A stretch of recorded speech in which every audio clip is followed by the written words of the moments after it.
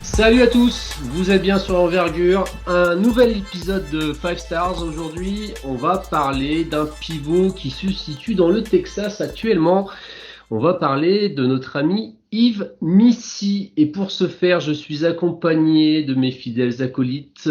Hugues, la grosse voix qui est un petit peu cassée. Comment ça va, mon Hugues? Baylor, basketball, Baylor, Bon, ça va pas bien. basketball.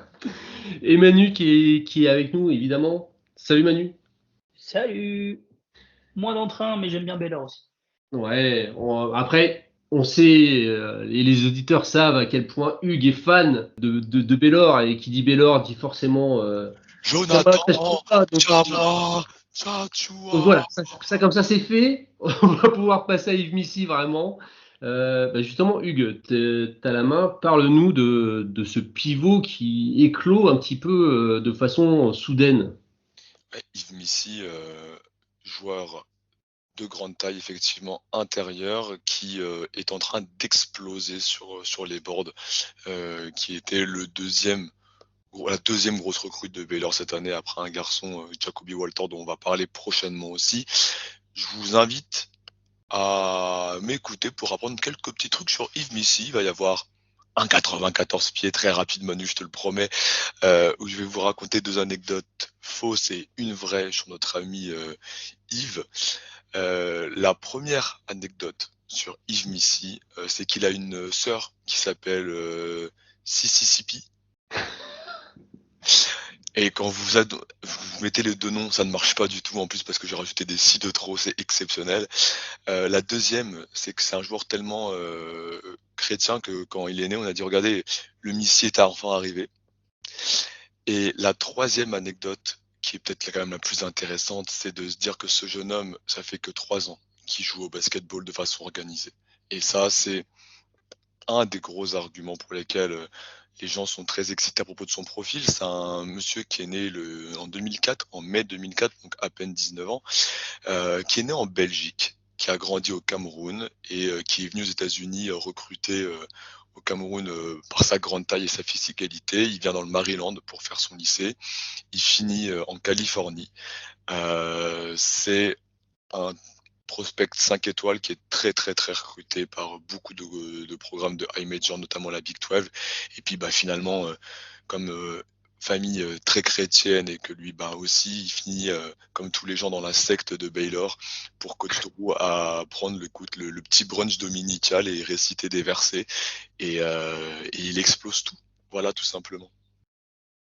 Manu, je vais te donner la main. Parle-nous un petit peu de son corps, à quoi il ressemble Yves Missi, parce qu'il nous a parlé de physicalité, Hugues. Ouais, c'est un beau bébé de 2,13 m avec une envergure annoncée à plus ou moins 2,20 m, quelque chose comme ça. Mais il y a différentes mesures, c'est assez étonnant. On a trouvé du 2,20 m, du 2,25 m, 2,30 m.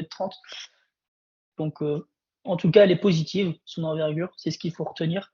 Un gars comme dit Hugues, qui commence le basket, du coup, on sent sur le terrain que c'est un peu encore limité, il se cherche parfois, mais on a envie de gratter quand on le voit rien que sur le physique, en fait, sa taille, la mobilité, les bras, le jeu de jambes, ça donne envie de regarder, en fait, et ça me rappelle un peu Joel Embiid, où on regardait Kansas pour Andrew Wiggins à l'époque, et Hmm. très vite, nos yeux, le regard partait sur Joel Embiid.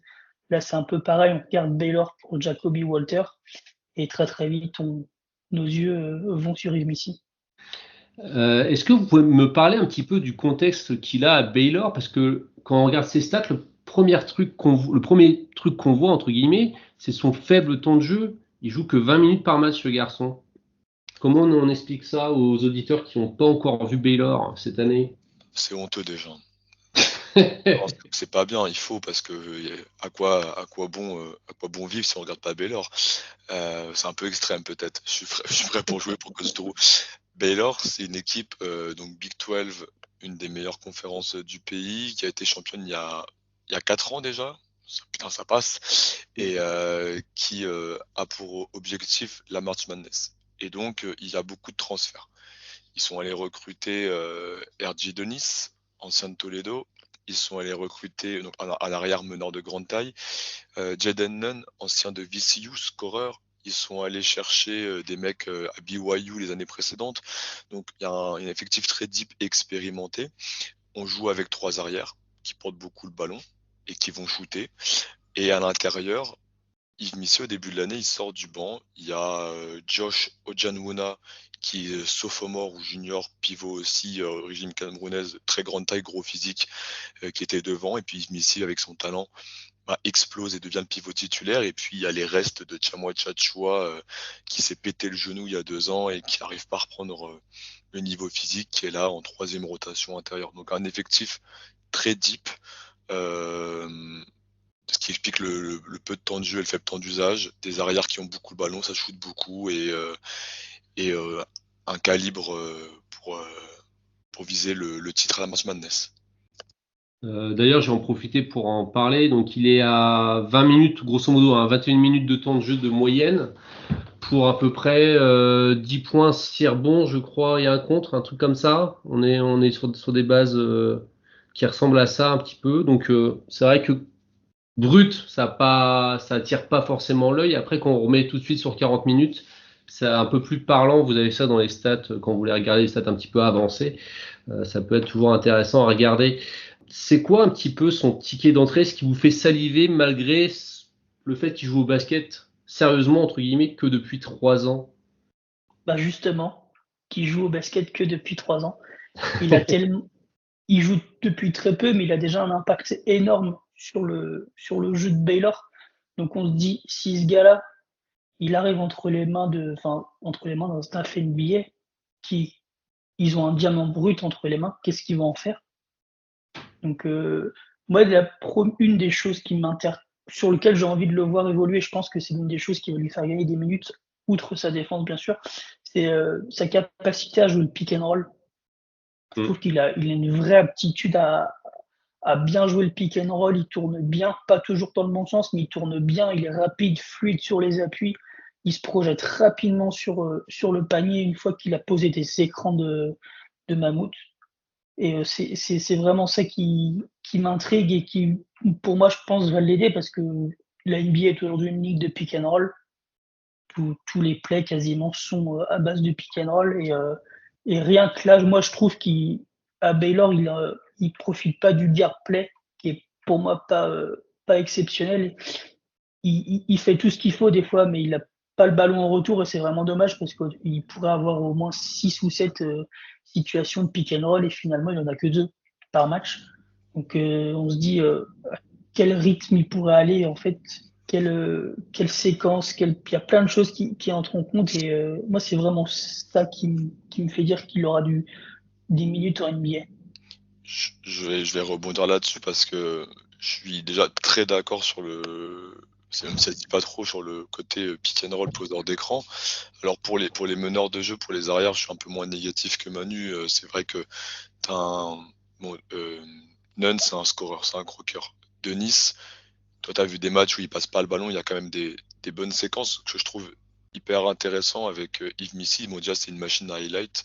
Si vous regardez, vous voulez voir du clip de Yves Missy, bah, vous allez voir de la brutalité vraiment très sauvage. C'est un tueur de putback. C'est un joueur qui rim run très vite et qui va exploser les cercles.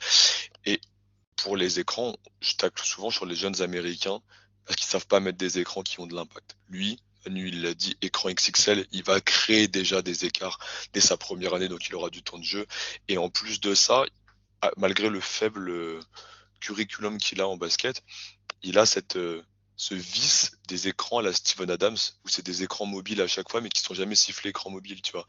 Il glisse dans le cercle, il glisse dans l'axe, et il empêche toute rotation, il empêche vraiment le protecteur de cercle de venir défendre, et ça siffle jamais écran mobile, et donc tu as des espaces de fou qui sont ouverts aux porteurs de balles. Donc lui, tu mets dans un projet jeune, où tu as une jeune star qui a le ballon, et bah ta jeune star, elle va péter ses stats et elle va avoir beaucoup plus de lay-up dès sa première année. On se dira, ouais, il a explosé ce jeune. Bah non, il a un Yves Missy. Et quand on voit des Jamoran qui ont grandi avec des Steven Adams, c'est vraiment le top du top. Donc du coup, pour toi, Hugues, son ticket d'entrée, c'est quoi? On reste sur ce côté pick and roll ou t'en vois un autre Bah, finalement? je vais quand même aller sur l'autre côté du terrain, la défense. Ouais.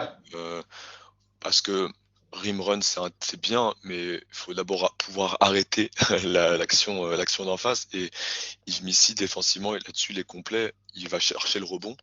Ça, il pose des vrais écrans retard. Et puis, il a comment dire, il a une masse et une mobilité qui font qu'il y a peu de ballons qu'il peut pas aller chercher. Alors, les longs rebonds peuvent lui échapper comme beaucoup d'intérieurs, mais quand même, c'est une vraie encre là-dessous. Donc, il n'y a pas de deuxième chance avec lui. D'ailleurs, Baylor lui fait énormément confiance là-dessus. Les joueurs se lancent très vite en contre-attaque et lui il doit un peu sécuriser le rebond tout seul et il le fait. Et puis au contre, alors on a vu une progression depuis le début de l'année assez fulgurante où au début de l'année il sautait dans des feintes et puis il osait pas trop contrer de sa main faible la main gauche. Là maintenant il lit un peu plus le jeu, même si c'est encore très comment dire, le temps d'adaptation de réaction peut être encore un peu lent et il contre des deux mains, il met des énormes bâches, donc c'est un tueur d'action et ça en NBA je peux le projeter. Défense de drop, il encaisse de contact, il contre, il sécurise le rebond et il part en transition. Donc j'ai vraiment toutes les armes pour avoir un pivot titulaire défensif et j'achète ça très très fort. Est-ce que tu es convaincu par son activité des bras en défense? Moi, c'est une vraie question que j'ai par rapport à lui. Parce que justement, tu as dit qu'il avait progressé. Est-ce que c'est optimum ou il y a encore du travail à faire pour Ah, toi? d'ailleurs, il y a du développement. Il y a du développement parce que, comme je te dis, des fois, il y a des joueurs qui vont attaquer le cercle et lui il se dit faut que je saute. Mais le temps qu'il se dise faut que je saute, bah, le mec il a déjà un temps de retard donc c'est encore trop mécanique. Il va falloir que ça devienne plus fluide. Et puis, par contre, il fait assez peu de fautes et puis il peut bien jaillir pour agresser les mains sur une trappe. Et il a une vraie mobilité. Donc pour moi, ça va être une question de répétition d'habitude. Mais je pense que tu peux le faire jouer dès sa première année en sortie de banc et il va t'apporter le garçon par sa puissance et son physique. Donc je suis pas trop inquiet là-dessus. J'ai plus peur de pivots qui sont montés fins que d'un Yves Missy pour les premières années NBA. Et je rebondis. T'en as pas parlé, mais moi, plus que la protection de cercle, enfin le contre en soi, moi, je suis vraiment impressionné par cette dissuasion. C'est vraiment un mec par sa présence, rien que quand il lève les bras, l'attaquant, soit il va tirer très très haut pour pas le faire contrer, soit il repart et il sort la balle, il recommence une action. C'est assez impressionnant de voir ça. Il y a ce matin, j'ai regardé le dernier match là contre Texas Tech. Il y a plusieurs séquences comme ça, où, notamment en deuxième mi-temps, où le meneur il va et il repart. Parce qu'il a vu qu'il y avait, soit il était sur le weak side, et du coup en un pas il contrait, soit il est arrivé face à face et il sait qu'il pourra pas passer parce que trop large, parce que voilà, et du coup il ressort la balle. Et ça c'est quelque chose qu'on voit sur tous les matchs à plusieurs fois par rencontre, et je trouve ça assez intéressant, assez fou, et c'est quelque chose qu'on voit pas sur la feuille de stats. Mais là, et je trouve ça plus important que le contre en lui-même. Ouais, Que c'est le clair. contre, ok, c'est cool, mais la dissuasion, c'est encore plus important en termes de points enlevés, parce Et que c'est ça un, se multiplie. Mm, et c'est un joueur qui fait pas de faute. Enfin, Très peu, qui ouais. en donne assez peu, donc il est prêt physiquement, il encaisse le contact, tu dis dissuade bien, il a une standing reach qui serait à plus de 9 pieds 1, et il a une vraie belle mobilité, c'est fou. Et c'est pas pour saucer Baylor, mais défendre à Baylor, c'est pas évident. Et il y a des joueurs, des jeunes prospects qui se sont cassés les dents là-dessus. Je pense à Kendall Brown, qui était un ailier hyper athlétique, attendu dans le top 10 fin sortie de high school, et qui s'est pété la gueule.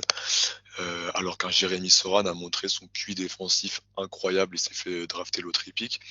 Et notre ami Yves Missy, dans cette défense texane, il est loin d'être ridicule, il est même très en place. Et donc je pense que c'est un drapeau vert fort pour les franchises, en se disant ok, tu sors de Baylor, tu sais défendre.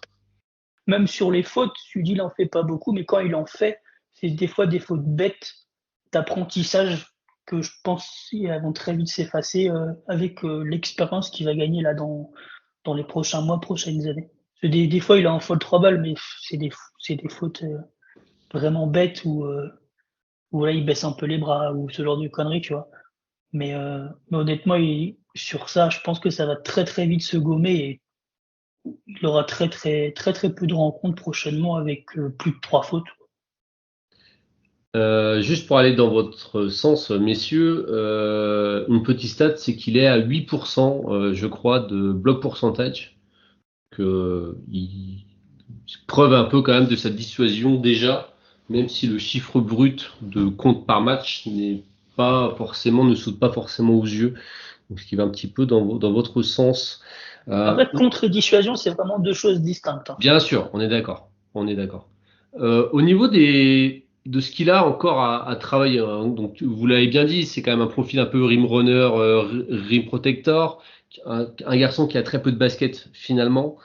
Ce serait quoi, selon vous, la première chose qu'il devra travailler pour être efficient à l'étage supérieur? Bah, c'est un peu bêta, mais ça va être le tir. Moi, c'est ma vraie question. C'est est-ce Mm. qu'il va pouvoir, dans les prochaines années, pas l'année prochaine ou dans 2 ans, mais dans 5 ou 6, est-ce qu'il va pouvoir apporter un minimum de spacing? Pas forcément à 3 points, mais déjà des longues twos ou du mi-distance à minima. C'est vraiment ça, moi, qui m'interroge aujourd'hui. C'est un joueur qui a une belle mécanique, honnêtement. On le voit sur les lancers francs, c'est assez clean. Donc, il n'y a pas trop de fioritures, c'est assez droit. Il y a l'angle dans le bras, dans le coude. Donc, ça, c'est intéressant. Juste le pourcentage est exécrable, 55%. C'est vraiment. Mais du coup, on en revient toujours à la même chose. Est-ce que c'est parce qu'il commence? Du coup, Ouais. il a encore des lacunes sur la position des mains, ce genre de choses. Ou est-ce que ce sera toujours un point faible? C'est vraiment ça. Moi, sur la mécanique, je suis pas inquiet. Sur le pourcentage, un peu plus. Donc, c'est vraiment le point sur lequel je vais regarder attentivement sa progression sur les années à venir et encore pas l'année prochaine ou dans 2 ans. Je le répète, vraiment dans 5 ou 6 ans. Hugues, tu pars sur quoi, toi? Je vais aller sur la finition au panier. Ça peut avoir l'air salaud parce qu'il finit à 75% au cercle, le garçon. Donc Mm. c'est excellemment bien. Alors après, il y a 20% de ses tirs qui sont des putbacks, donc ça aide un petit peu quand même. Mais on a un joueur qui a assez peu de moves près du panier et je me demande en NBA quand on va faire l'impasse, qu'on va trapper le porteur de balle et qui va se retrouver sur la rotation à avoir le ballon sous le cercle face à un ailier ou face à un petit, qu'est-ce qu'il peut nous apporter? Pour le moment, en gros, il va se retourner et poser la balle dans le cercle. Il y a assez peu de palettes et ça, je vais attendre un peu plus de développement. Et ce qui va aller avec, c'est si on l'implique dans des phases de pick and roll, est-ce qu'on va l'impliquer dans des phases de hand-off? Il va peut-être avoir la balle un petit peu plus haut et on a quelques séquences, quelques flashs où on le voit feinter le hand-off et poser la balle sur 2 petits dribbles et finir au panier. Donc voilà, c'est des choses intéressantes par flash et je veux en voir plus et ça passe par gagner en propreté dans ta capacité à terminer au cercle. Quand il drive main droite, là, tu kiffes ou pas? Ouais, franchement, alors Quand le il est dribble, tête de raquette et il part, là, ouais, c'est foutu. Là, c'est ça. là, c'est 2 points. Il est, Il l'a fait 2-3 fois contre Texas Tech. Fait, ok. il est vif. Il y a tellement de choses chez ces jeunes garçons et en même temps je trouve qu'il y a des mecs qui ont beaucoup plus de basket que lui et qui font pas les écrans retard, qui font pas les bons écrans, qui sont pas capables de choper un rebond contesté, qui sont pas capables de partir aussi rapidement. Enfin, il a énormément d'avance sur beaucoup de points pour un pivot, donc moi je suis vraiment hyper chaud sur le garçon. Est-ce que au niveau de l'attitude, la mentalité, il dégage quelque chose sur le terrain de particulier ou est-ce que vous avez un petit peu des informations sur son comportement, sur quel genre de d'homme il est? C'est important ça aussi dans l'évaluation d'un joueur qui va être drafté. C'est un petit phénomène hein, quand même. C'est un, c'est un mec très expressif.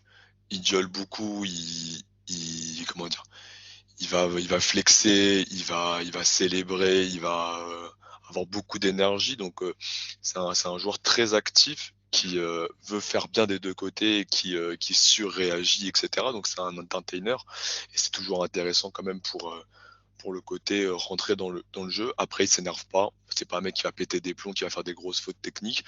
Je crois que Manu est un peu moins fan du sang chaud de la famille, qu'il n'avait pas vu depuis 3 ans dans un match à New York, mais on voit que c'est explosif, c'est éruptif, quoi. Manu, du coup. Bah, je suis sur ce qu'a dit Hugues, c'est sur les parents et Ouais. la famille en soi, où ils les avaient été invités au Garden, c'était quand il y a 3 semaines, peut-être, quelque chose comme ça. Où bah, du coup, ce qu'il dit, ils les avaient pas vus depuis un certain temps, et du coup, voilà, retrouvailles, machin. Mais sauf que ils sont passés à la caméra, évidemment, ESPN les a focus, et je les trouvais vraiment un peu trop, je sais pas si virulent c'est le bon terme, mais genre, ah, on lui donne pas assez la balle, ah, ils font, voilà. Et ça, moi, ça me titille un peu. Je me dis, est-ce que s'ils sont involved dans le process, est-ce que ça peut être un point faible en fait?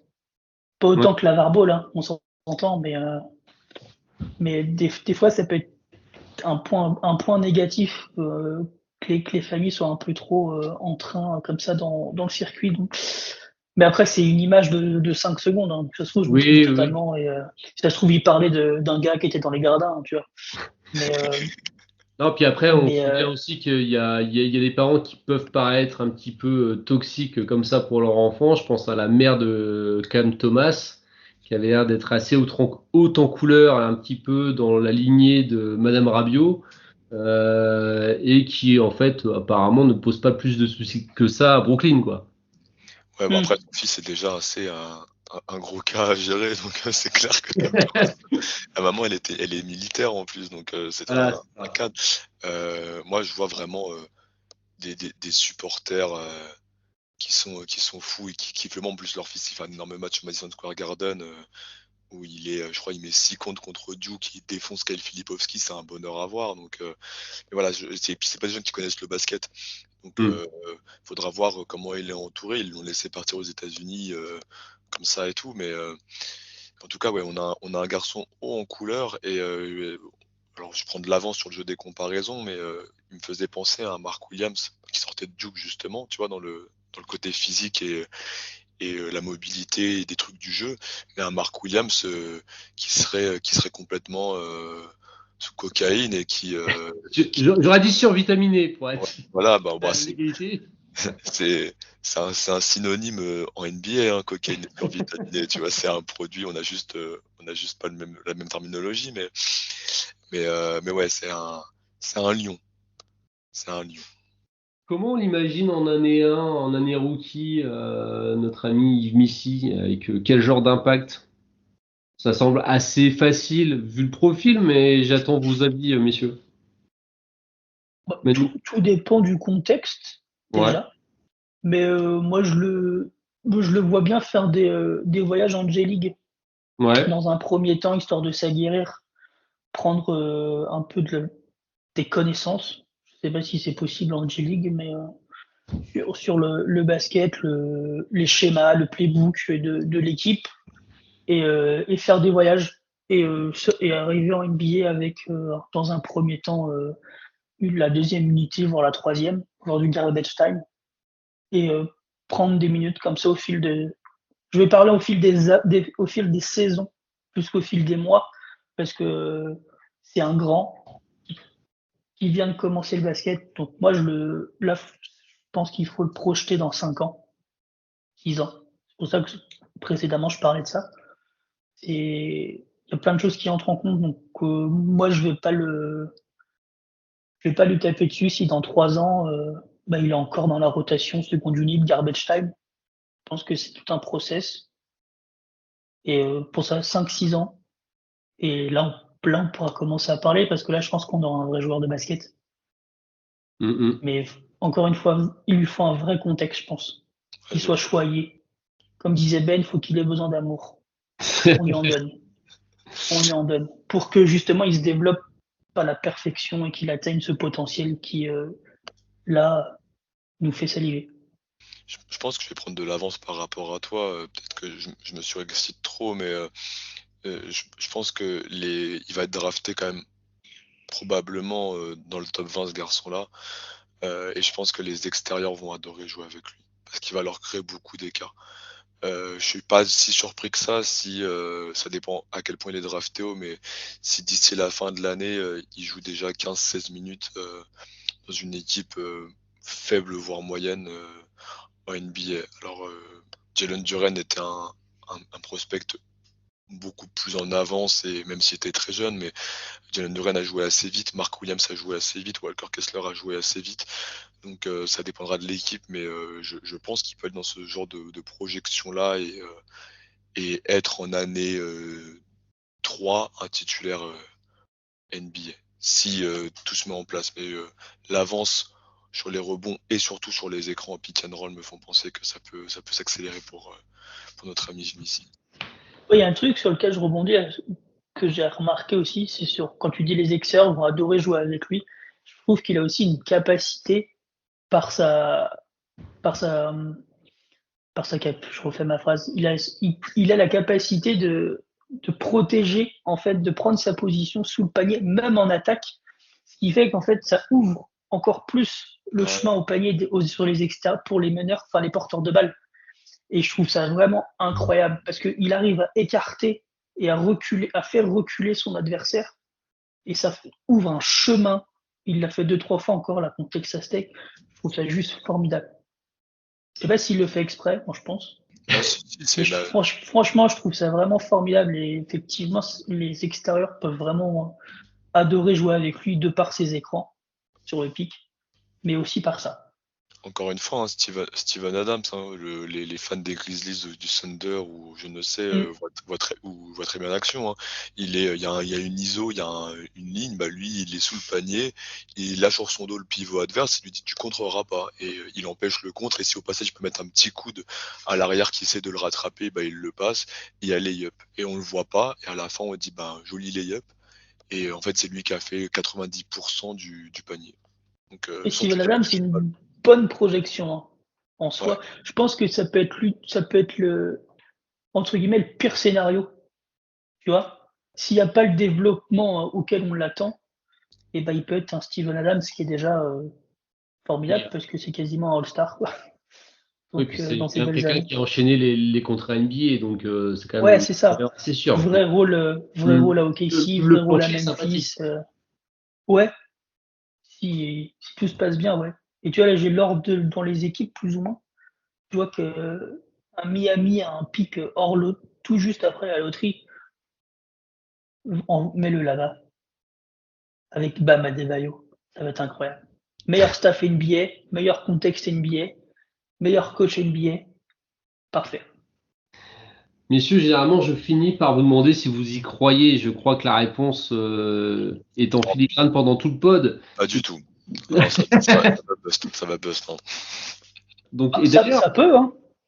Et d'ailleurs, on va parler un petit peu. Les big boards sont sortis. Vous êtes, pour preuve, vous êtes assez haut dessus parce que vous l'avez tous les deux quasiment dans le top 15 en fait. Moi, je l'ai 16. Ouais, voilà. 16 et Hugues, tu l'as. Hugues doit l'avoir 3. Ouais, ça va être premier choix, je pense, hein, de l'année dernière d'ailleurs. Je l'ai deuxième tiers. Donc là, il est, je crois, 10-11, mais il est dans mon deuxième tiers, qui va de 7 à 15. Donc 7 à 7, un truc dans ce style-là. Donc voilà, un garçon sur lequel on croit beaucoup ici du côté d'envergure, qui sera peut-être la missing piece, la petite vanne et technique, mais je suis sûr que vous l'avez d'une équipe NBA dans les années à venir. On a compris que c'était un processus, car le garçon est jeune et vert encore, mais qui peut se transformer, qui dit vert peut se transformer en Hulk, on le sait bien. On vous dit à très vite, sans doute pour un prospect de Baylor encore une fois. On se tient au courant, prenez soin de vous, bye bye, ciao ciao. Ciao.